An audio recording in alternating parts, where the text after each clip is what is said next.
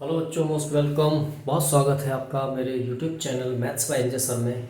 आज मैं आपको, जैसा पिछले वीडियो मैंने बताया था कि कुछ स्पेसिफिक एंगल्स ऑफ रेशियोज, जैसे 30 डिग्री हो गया, 0 डिग्री हो गया, ठीक है। आज मैं आपको 45 डिग्री के लिए रेशियोज की वैल्यू निकालना बताऊंगा। 60 डिग्री बताऊंगा, 90 डिग्री बताऊंगा। इसको लर्न नहीं करना है, सीखना है केवल। तो देखो कैसे सीखते हैं, क्या करते हैं, क्या कैसे निकालते हैं। सबसे पहले जैसे 45 के लिए निकालना है आज आपको 45 डिग्री के लिए फॉर ऑल रेशियोज, ठीक है ना। ऑल रेशियोज 45 डिग्री के लिए सभी रेशियो की वैल्यू कैसे निकालते हैं। तो देखो 45 डिग्री बच्चों एंगल जो बनेगा वो कहाँ बनेगा, ये देखो 45 डिग्री एक्यूट एंगल पे निकालते हैं सारा। ये आपकी जो ट्रिग्नोमेट्री है पूरे राइट एंगल ट्रायंगल बेस्ड है। और 45 डिग्री अगर बनेगा तो वो एक्यूट एंगल पे बनेगा। अब एक्यूट एंगल होगा तो या तो यहाँ होगा या यहाँ होगा, तो बेस पे ले लेते हैं, सबसे बढ़िया रहता है, ठीक है ना। तो ये एक्यूट एंगल है, एक्यूट एंगल ट्रायंगल है जिसमें ये भी 45 है और ये भी 45 है। अब ये 45, ये तो 90 होता है राइट एंगल में, तो ये इन दोनों का सम भी 90 हो गया। तो 45 अगर ये हो गया तो 45 ये हो गया। तो ये साइड और ये साइड इक्वल हो गई क्योंकि ये isosceles triangle, right angle triangle बन गया, ठीक है ना। अब सुनो, इसमें अगर हम ले लेते हैं, इसमें अगर हम ये x ले लें तो बच्चों ये भी x हो जाएगी। क्यों? क्योंकि ये दोनों एंगल इक्वल है तो इनकी अपोजिट साइड्स इक्वल होंगी। आइसोसेलेस राइट एंगल ट्रायंगल ये बन गया। ये 90 होता तो ये हाइपोटेन्यूज हो गया। तो सबसे पहले बाय पाइथागोरस थ्योरम हम अगर AC निकालें, AC की वैल्यू निकालें तो ये हो जाएगा, सुनो जरा ध्यान से, AB² plus BC² under root, ऐसे तो निकलेगा। अब AB² की वैल्यू x² प्लस ये भी x², तो ये हो गया आपका 2x²। अगर इसका अंडर रूट लेंगे आप तो ये x रूट आ जाएगा 2, तो ये आपकी आ गई x अंडर रूट 2, ठीक है ना। बात समझ में आ गया। तो आपने ये तीनों साइड्स इसकी फाइंड कर ली। अब इसमें आपको वैल्यू निकालना फॉर ऑल रेशियो। सबसे पहले वैल्यू निकालेंगे हम, देखो इसमें sin 45 की बच्चों, ठीक है ना, sin 45 की। तो देखो कैसे निकलेगा sin 45 की वैल्यू। तो sin 45 चाहे ये ले लो चाहे ये लो, कोई भी आप एंगल ले सकते हैं। सपोज दैट ये हमने थीटा लिया था और इसके इक्वल टू हमने 45 ले लिया, ठीक है ना। तो sin थीटा की वैल्यू क्या होती है, परपेंडिकुलर अपॉन हाइपोटेन्यूज। परपेंडिकुलर ये क्यों लिया, क्योंकि हमने थीटा ये लिया है 45, ठीक है ना। तो परपेंडिकुलर ये हो जाएगा। अब इसमें दोनों इक्वल है तो चाहे ये ले लो चाहे ये ले लो, एक ही चीज है। तो अगर हमने एक्यूट एंगल थीटा रखा है तो sin theta is equal to perpendicular upon hypotenuse. Perpendicular कितना है, ये यहाँ पर BC है, और हाइपोटेन्यूज कितना है, AC है। तो BC की वैल्यू कितनी है, x, और इसकी है x अंडर रूट 2, ठीक है ना। x कैंसिल हो गया, 1 अपॉन अंडर रूट 2। समझ में आया ना बात। तो sin 45 की वैल्यू कितनी हो गई, 1 अपॉन अंडर रूट 2। ऐसे ही अब cos 45 भी निकालते हैं। तो cos 45 निकालना है, ठीक है ना। cos 45 यानी cos थीटा, यही थीटा लेंगे। तो cos थीटा यानी कि cos 45 अगर ये लेते हैं हम रेफरेंस एंगल, तो परपेंडिकुलर ये हो जाएगा, बेस ये हो जाएगा। तो cos की वैल्यू क्या होती, बेस अपॉन हाइपोटेन्यूज, यानी कि AB अपॉन AC। cos 45 की वैल्यू क्या होगी, AB बेस अपॉन AC। अब AB की वैल्यू कितनी है, x, और AC की वैल्यू कितनी है, x under root 2। x cancel, 1 अपॉन अंडर रूट 2। तो किसकी वैल्यू आ गई, cos 45 की। sin 45 की ये cos 45 की इक्वल होती है। देखो अब आ जाती है इसके बाद बच्चों tan 45, है ना। tan 45 यानी कि tan थीटा। अगर थीटा की तरह इसको ले रेफरेंस एंगल तो परपेंडिकुलर ये हो जाएगा, और tan इक्वल टू होता परपेंडिकुलर अपॉन बेस। तो परपेंडिकुलर कितना हो जाएगा, BC अपॉन बेस AB। ये भी x है बच्चों, ये भी x है, कैंसिल हो गया 1। अब ये x और x क्यों है ये पता है आपको कि नहीं, क्योंकि ये अगर ना 45 डिग्री लिया है, क्योंकि 45 की वैल्यू निकालना है। तो acute angle right angle triangle में एक तो 90 हो गया, ये 45 हो गया, तो तीसरा एंगल भी 45 बनेगा। तो इसलिए ये दोनों एंगल इक्वल हो गए, तो आइसोसेलेस ट्रायंगल बन गया। आइसोसेलेस ट्रायंगल में इक्वल एंगल की अपोजिट साइड्स इक्वल होती हैं, इसलिए इसकी साइड ये और इसकी साइड ये x हो गई। आप a ले सकते थे, कुछ भी ले सकते, दोनों इक्वल लेना पड़ेंगे, ठीक है ना, क्योंकि दोनों इक्वल साइड्स हैं। तो tan 45 की वैल्यू आ गई। अब इसका ठीक साइन का अपोजिट क्या होता है बच्चों, बताओ, cosec होता है। तो cosec 45 की वैल्यू निकालो। cosec 45 यानी cosec theta. cosec theta equal to क्या होता है, हाइपोटेन्यूज अपॉन परपेंडिकुलर। हाइपोटेन्यूज कितने हैं यहाँ पे, AC अपन परपेंडिकुलर कितना है BC, तो AC की वैल्यू कितनी है x अंडर रूट 2 और ये नीचे x कैंसिल, तो कितना आ गया ये अंडर रूट 2, किसकी वैल्यू आ गई cosec 45 की। ऐसे ही आपको निकालना है cos का अपोजिट क्या होता है बताओ, इसका होता है sec 45, sec 45। अब sec क्या होता है, cos क्या होता है बेस अपॉन हाइपोटेन्यूज, तो sec हो जाएगा हाइपोटेन्यूज अपॉन बेस, ठीक है ना। तो हाइपोटेन्यूज कितना है AC और बेस कितना है AB, तो BC की AC की वैल्यू कितनी है x अंडर रूट 2 और AB की वैल्यू कितनी है x, तो ये कैंसिल हो गया, x कैंसिल हुआ भाई, x कैंसिल हो गया, कितना बच गया अंडर रूट 2, तो sec 45 और cosec 45 की वैल्यू दोनों कितनी आ गई अंडर रूट 2 आ गई। ऐसे ही अब tan 45 की निकल आई, तो cot 45 की निकाल लो, cot 45 रेफरेंस एंगल यही है, तो परपेंडिकुलर ये हो गया और cot इक्वल टू होता है बेस अपॉन परपेंडिकुलर, तो बेस अपॉन परपेंडिकुलर, यानी कि आपका हो गया ये AB अपॉन BC, तो ये भी x cancel is equal to 1 answer. तो यानी कि cot 45 की वैल्यू 1 हो गई, tan की ये, cosec की ये, sin की ये, cos ये, sec की, सारे 45 के लिए आपकी ये वैल्यू निकल आई। अब ऐसे ही 60 के लिए निकालते हैं, 60 के लिए बहुत सिंपल है और 90 की भी और सिंपल है। चलो अब 60 वाले के लिए तब चलते हैं, ठीक है ना। तो अब 60 के लिए सारे उस पर चलते हैं। तो अब 60 वाले के लिए सारे रेशियो के लिए वैल्यू कैसे निकाली जाएंगी, 60 डिग्री है तो निश्चित रूप से ये इक्विलेटरल ट्रायंगल की बात हो रही है, क्योंकि अगर किसी इक्विलेटरल ट्रायंगल बनाते हैं हम एक, सबसे पहले इक्विलेटरल ट्रायंगल की प्रॉपर्टी पता है, सारे एंगल्स उसके इंटरनल 60 डिग्री के होते हैं। अब देखो ये 60 ये भी 60, तो ये 30 और 30 हो जाएगा, ठीक है ना। इतनी बात समझ में आ गई सबको। अब आगे बढ़ते हैं, तो देखो अगर ये 60 और ये 60 हो गया तो ये 30 हो गया, इसकी जरूरत नहीं है इसलिए हम इसको नहीं लेंगे, ठीक है ना। अब देखो इसमें अगर ये साइड में तीनों एंगल इक्वल है तो तीनों साइड्स इक्वल होंगी, तो ये भी 2x ले ली हमने, ये भी 2x ले ली और ये भी 2x ले ली। 2x इसलिए ले ली क्योंकि जब इस पे परपेंडिकुलर ड्रॉ करेंगे तो ये हाफ और हाफ हो जाएगी, x और x हो जाएगी, फ्रैक्शन का काम नहीं होगा इसमें, इसलिए कैलकुलेशन आसान रहेगी, इसलिए मैंने इसको 2x और इस पूरे को भी 2x ली है। 2a भी ले सकते हैं, कुछ भी ले सकते हैं, लेकिन डबल करके लेना है क्योंकि यहाँ हाफ हो जाएगा तो सिंगल नंबर मिलेगा आपको। अब पाइथागोरस थ्योरम लगाएंगे एडीसी में, किसमें, बाई पाइथागोरस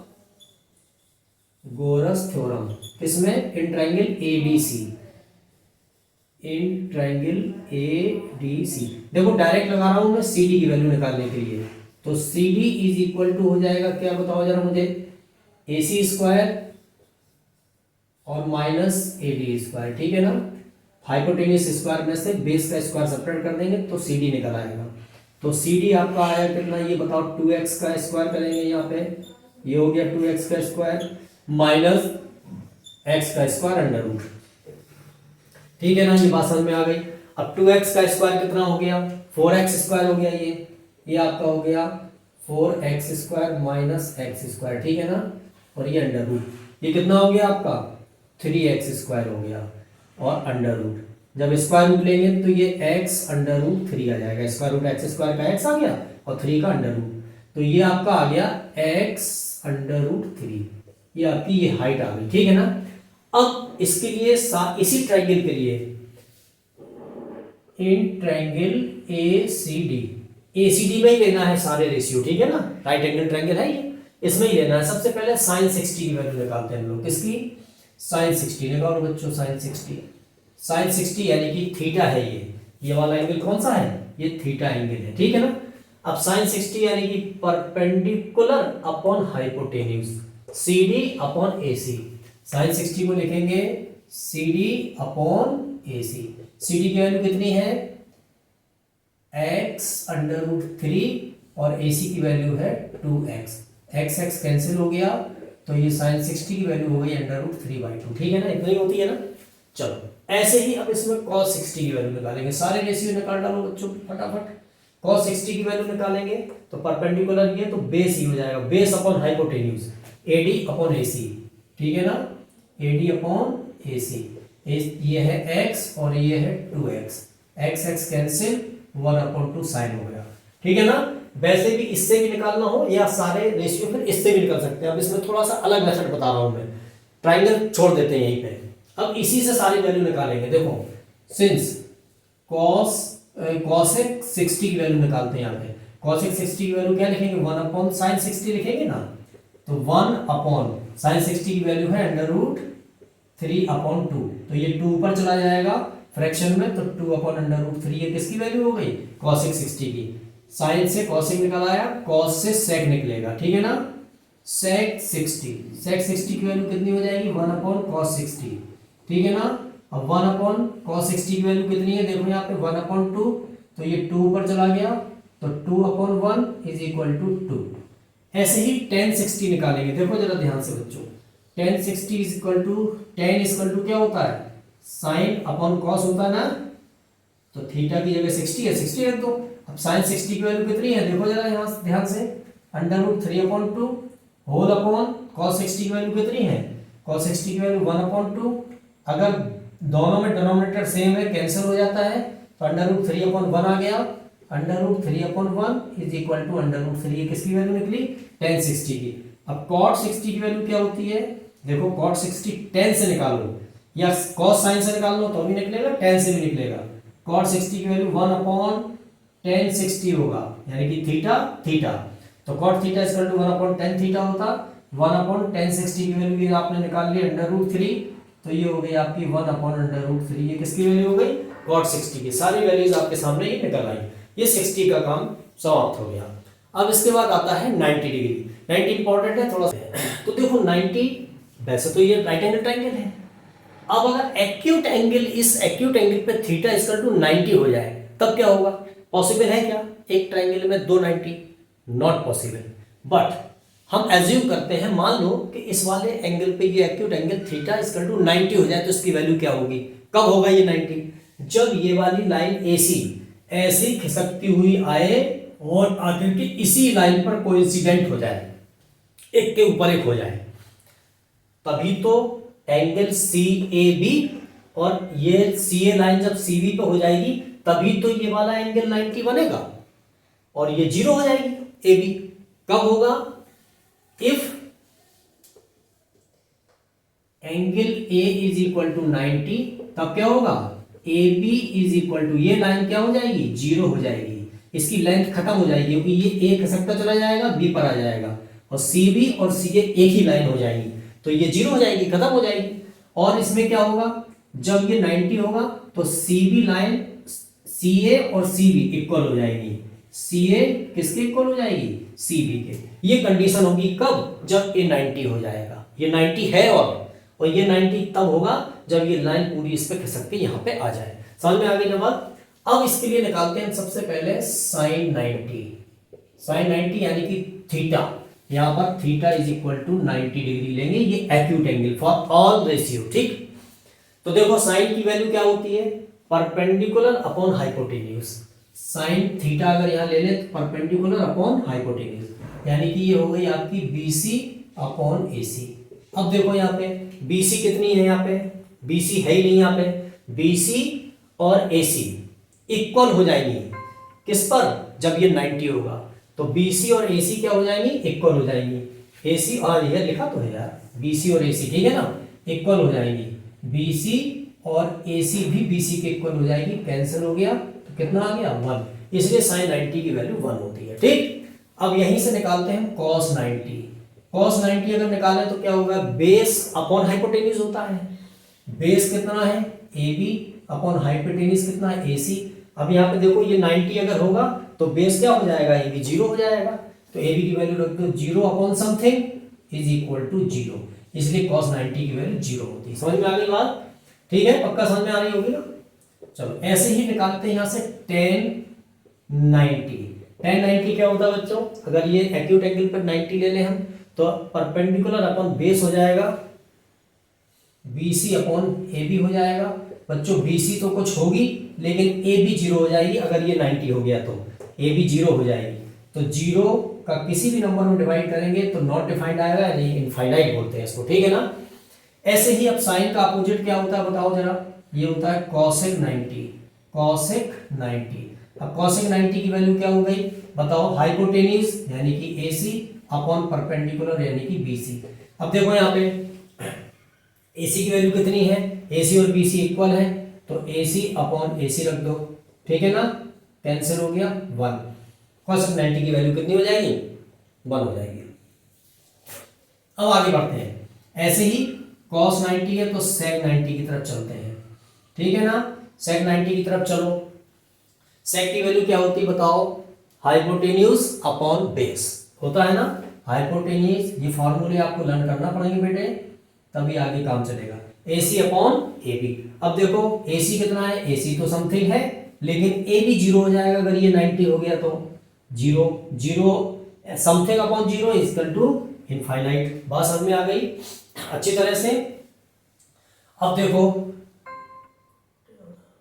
ठीक है, अब हो गया cot 90 और ले लेते हैं, cot 90 की वैल्यू कितनी हो जाएगी देखो, बेस अपॉन परपेंडिकुलर, तो बेस कितना है AB अपॉन परपेंडिकुलर कितना है BC। AB की वैल्यू कितनी है देखो बच्चों, 0 और upon BC, 0 upon something is equal to 0। समझ में आ गई, ये सारी वैल्यूज आपके पास निकल के आ गई। इसके बाद मैं आपको एक टेबल बता रहा हूं, उस टेबल में क्या है कि सारी वैल्यूज कैसे आप फटाफट निकाल सकते हैं। ये तो मैंने आपको फॉर्मूले बताए सारे, अब इसके बाद टेबल बताऊंगा, उसमें केवल एक टेबल बनेगी, सारे एंगल लिख ली जाएंगे, फटाक से आप चुटकियों में निकाल दोगे उसको, ठीक है ना, सीखा होगा। वैसे हर जगह बच्चे सीखते रहते हैं, लेकिन ये भी मेथड एक बहुत बढ़िया मेथड जो मैं बताने वाला हूँ आपको। चलो टेबल की तरफ चलते हैं। देखो बच्चों, अब आपको ट्रिगोनोमेट्रिक टेबल बता रहा हूँ मैं, ये सारी वैल्यूज मैंने आपको ट्राइंगल से निकाल के बता दी हैं। अब मैं आपको लर्न करने की एक तरकीब बता रहा हूँ जो कि बहुत सिंपल है, बहुत ही सिंपल। जैसे पहले कहा जाता है कि साइन की वैल्यू लर्न कर लो, कुछ भी लर्न नहीं करना है आपको केवल एक सिंपल सी काउंटिंग लर्न करना है, और वो काउंटिंग है आपकी देखो 0, यहाँ 0 के ऊपर 0, फिर इसके ऊपर 1, फिर इसके ऊपर 2, फिर यहाँ पे 3 और यहाँ पे 4। बच्चों 4 तक तो आपको काउंटिंग आती होगी, आती है ना। चलो अब ये 0 1 2 3 4 तक काउंटिंग कर लेना है। इतनी कर दी आपने, 1 2 3 4 5 खाने हैं, तो यहाँ से 0 से स्टार्ट करेंगे, 0 1 2 3 4। अब देखो इसमें भी 4 से डिवाइड करेंगे, इसमें भी 4 से, इसमें भी 4 से, यहाँ भी 4 से और यहाँ भी 4 से। देखो कितना आया डिवाइड करने पर, तो ये तो 1 आ गया, इसको डिवाइड करेंगे तो ये 3/4 आ जाएगा, इसको करेंगे तो ये कैंसिल हो जाएगा, 1/2 आ जाएगा, ये 1/4 ही रहेगा, और ये 0 में किसी भी नंबर से डिवाइड करते हैं तो 0 आता है। इतना कैलकुलेशन कर लेंगे, सिंपल है। सबसे पहले 0 1 2 3 4 लिखेंगे, 4 से डिवाइड कर देंगे, कैंसिल कर देंगे जितना हो रहा है और लिख देंगे। अब जो आपका ये आया है इसका स्क्वायर रूट ले लेंगे, जो भी फाइनल आपका आया है उसका स्क्वायर रूट लेंगे। लो ले लिए सारे स्क्वायर रूट। देखो 1 का स्क्वायर रूट लेंगे तो क्या आएगा 1, 3 का स्क्वायर रूट लेंगे तो √3, और 4 का लेंगे तो 2, 1 का लेंगे तो 1 और 2 का लेंगे तो √2। यहाँ 1 का 1 स्क्वायर रूट और 4 का 2, 0 का स्क्वायर रूट 0। ये जो फाइनल वैल्यू आई आपकी, इन्हीं को आपको साइन में खिसका देना है। ये क्रम ध्यान रखना है, पहला साइन, दूसरा कॉस, टेन, कॉट, सेक, कॉसिक, इसी क्रम में लिखेंगे तो ये टेबल आपकी सही बैठ पाएगी, ठीक है ना। अब ये कैलकुलेशन आपको आ गया इतना ऑपरेशन। ये जो फाइनल वैल्यूज आई आपके नीचे, इन्हीं को साइन में खिसका देना है। तो ये खिसकाओ नीचे 0, इसको नीचे खिसकाओ तो ये 1/2, इसको नीचे खिसकाएंगे तो ये 1/√2, ये खिसकाएंगे तो √3/2, और ये खिसकाएंगे तो 1। ये बच्चों साइन की वैल्यू आ गई। आपको लर्न तो नहीं करना पड़ा ना कुछ भी। अब साइन की वैल्यूज को ऐसे उठाओ और ऐसे पलट दो, यानी कि ये वैल्यू यहां आ जाएगी, जब पूरा ऐसी पट्टी उठाएंगे और ऐसे पलट देंगे, 1 यहां आ जाएगा, ये √3/2 यहां आ जाएगा, और ऐसे पलटेंगे चाहे ऐसे पलटेंगे ये तो यही रहेगा। पलट के देखना, आप इमेजिन करना, ये चीज यहां पहुंच जाएगी और ये यहां पहुंच जाएगा 0। ऐसे उठाया और ऐसे पलट दिया, 1 यहां, ये यहां, ये यहां, ये ऐसा ऐसा। समझ में आ गया। अब देखो इन्हीं से ये सीरीज याद रखना, sine cos, tan cot, sec cosec, ठीक है ना। अब देखो टेन इज इक्वल टू क्या होता है बच्चों, टेन इज इक्वल टू होता है साइन अपॉन कॉस, यानी कि साइन की ईच वैल्यू के नीचे कॉस की ईच वैल्यू से डिवाइड कर देंगे। तो साइन की इस वैल्यू में इससे डिवाइड करेंगे तो 0/1 कितना आएगा बच्चों 0। देखो ये 1/2 और √3/2 को जो डिवाइड करेंगे, 1/2 को इससे डिवाइड करेंगे तो 2 कैंसिल हो जाएगा, 1/√3। इतनी बात समझ में आ रही होगी, 10th क्लास में आ गई, इतनी चीजें समझ में आना चाहिए आप लोगों को। 1/√2 और 1/√2 इक्वल क्वांटिटी है, कैंसिल हो जाएगी, 1 आ जाएगा। इसके अपन ये करेंगे क्योंकि ये साइन की वैल्यू है, साइन की वैल्यू के नीचे कॉस की वैल्यू से डिवाइड करते जाएंगे, 2 से 2 कैंसिल, √3/1 तो यानी कि √3 आ गया, ठीक है ना। 1/0 करेंगे यानी 0 का किसी भी नंबर में डिवाइड करते क्या आता, इनफाइनाइट, 10 की तैयार। अब 10 को ऐसे उठाओ और ऐसे पलट दो तो इनफाइनाइट यहां आ जाएगा, √3 यहां आ जाएगा बच्चों, ये यहीं रहेगा और ये यहां आ जाएगा और ये यहां पहुंच जाएगा। कॉट की वैल्यू तैयार हो गई। इतना बात तो सबको समझ में आया होगा ना। तो बस देर किस बात की, लाइक करिए, शेयर करिए, सब्सक्राइब करना भी है, ध्यान रखना ये बात। तो कॉट की वैल्यू आ गई ना आपको। अब सेक की value, sec is equal to क्या होता है बच्चों, बताओ जरा। सेक इज इक्वल टू 1/cos होता है। कॉस की हर वैल्यू के ऊपर 1 लगा दो और जो भी मैथमेटिकल ऑपरेशन हो रहा है वो कर दो। तो देखो कॉस के ऊपर अगर यहाँ पे कॉस की इस वैल्यू के ऊपर 1 लगाएंगे, 1/1 यानी कि 1। इसके ऊपर 1 लगाएंगे तो ये ऊपर चला जाएगा, √3 नीचे आ जाएगा, तो 2/√3 आ जाएगा। कैसे ये बता रहा हूं मैं। इसके ऊपर 1 लगाओ, 1/√3/2। तो देखो इसको, इसका मतलब ये होता है 1/1 और होल अपॉन √3/2। जब इसको ऑपरेट करते हैं तो इसका मल्टीप्लाई इसका हो जाता है, सबसे नीचे का सबसे ऊपर हो जाता है। तो 2 × 1/1 × √3 यानी कि ये हो गया 2/√3। ये आया 2/√3, ठीक है ना। ऐसे ही कॉस की इस वैल्यू के ऊपर 1 लगा दोगे तो √2/1 हो जाएगा, तो यानी कि √2 आ गया। इसके ऊपर 1 लगा दोगे तो 2/1 हो जाएगा, तो यानी कि 2 हो जाएगा। इसके ऊपर 1 लगा दोगे तो 1/0 यानी इनफाइनाइट हो जाएगा। किसकी वैल्यू आ गई आपकी, सेक की। अब सेक की वैल्यू ऐसे उठाओ और ऐसे पलट दो, कॉसेक हो गया। तो इनफाइनाइट यहां आएगा, 2 यहां आएगा, ये तो जहां का आता रहेगा। 45 की सारी वैल्यू सेम रहेंगी एक दूसरे से मिलाती हुई, और ये आ जाएगा यहां, ठीक है ना, और ये आ जाएगा यहां। ये लो बच्चों आपकी 0 से लेकर के और 90 तक की टेबल तैयार है। सिंपल है, इसको आप 3-4 बार प्रैक्टिस करोगे, बहुत सारी वैल्यूज आपको अपने आप रट जाएंगी। ठीक, अब नेक्स्ट वीडियो में मैं नेक्स्ट सेशन में आपको चीज पढ़ाऊंगा, वो बहुत इंपॉर्टेंट होगी। इसी तरह की वैल्यूज को रख करके रेशियो की वैल्यू निकालना, ठीक है ना। ये एंगल्स के रख के और रेशियो की वैल्यू निकालना है आपको। तो मैं आप नेक्स्ट वीडियो में बताऊंगा। तब तक के लिए मेहनत करिए, खूब पढ़िए, खूब खाइए, खूब सोइए।